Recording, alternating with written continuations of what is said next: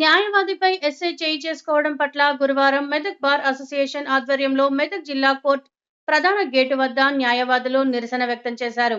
ఈ సందర్భంగా bar association అధ్యక్షుడు మర్కంటి రాములు మాట్లాడుతూ తనకు జరిగిన రోడ్డు ప్రమాదం పైన కేసు పెట్టేందుకు వెళ్లిన తమ సహచర న్యాయవాదిని దుర్భాషలాడుతూ తన పైన చేయి చేసుకోవడాన్ని తీవ్రంగా ఖండిస్తున్నట్లు తెలిపారు. న్యాయవాదిగా తను పరిచయం చేసుకున్నప్పటికీ తనకు జరిగిన యాక్సిడెంట్ లో ఫిర్యాదు చేసేందుకు వెళ్లిన సతీష్ పై చేయి చేసుకోవడం దుర్మార్గమైన చర్య అన్నారు.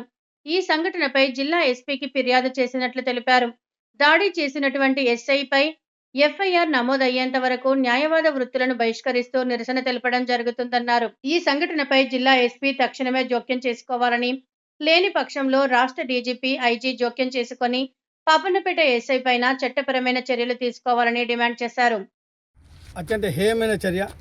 ఒక న్యాయవాది తనకు న్యాయం జరగాలని చెప్పి పోలీస్ స్టేషన్ ఆశ్రయిస్తే ఆ పోలీస్ స్టేషన్లో ఉన్నటువంటి రక్షణ అధికారి న్యాయవాదిపై దాడి చేయడమే కాకుండా వారి మీద తప్పుడు కేసు చేయడం అనేది. ఎందుకంటే ముందుగా న్యాయవాదుల కొరకు మేమంతా ఉద్యమించి ఈరోజు ఎస్పీ గారి దగ్గర పోయిన క్రమంలో ఆ టైంలోనే, ఎందుకంటే మేమంతా వారిపైన చర్య తీసుకోవాలని చెప్పి నిర్ణయించుకున్న క్రమంలో న్యాయవాదిపై తప్పుడు కేసు చేసినట్టు మరి అక్కడికి ఎస్పీ గారి దగ్గర పోయిన తర్వాత మాకు తెలియడం జరిగింది. నిజంగా పోలీసులు వారిని కాపాడుకునే క్రమంలో మరి అందరినీ కూడా మరి నిర్లక్ష్యం చేస్తూ, ముఖ్యంగా న్యాయవాదుల పట్ల వివక్ష అనేది చాలా మొదటి నుంచి కూడా చాలా ఉంది.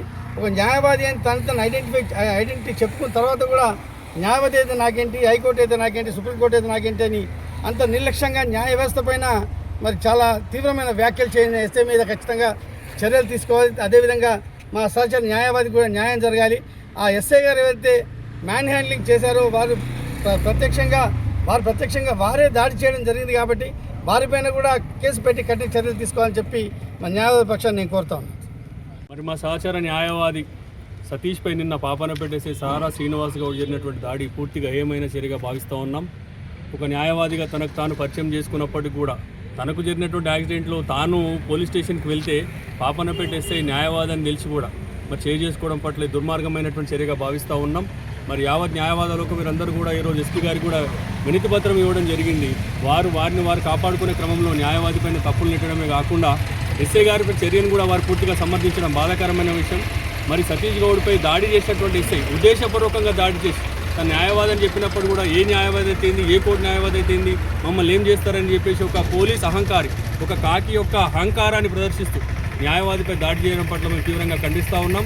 వారి మీద ఎఫ్ఐఆర్ నమోదైనంత వరకు కూడా మేమందరం కూడా గౌరవ సీనియర్ న్యాయవాదుల సమక్షంలో వైద్యులకు కూడా మేము పూర్తిగా బహిష్కరణ చేస్తున్నామని తెలియజేస్తూ ఎస్పీ గారు తక్షణమే జోక్యం చేసుకోవాలి. ఒక ఎస్పీ గారు జోక్యం చేసుకున్న పక్షంలో రాష్ట్ర డీజీపీ గారు, ఐజీ గారు జోక్యం చేసుకొని పాపన్నపేట శ్రీనివాస్ గౌడ్ పైన తగిన చర్య తీసుకోవాల్సిందిగా విజ్ఞప్తి చేస్తాం.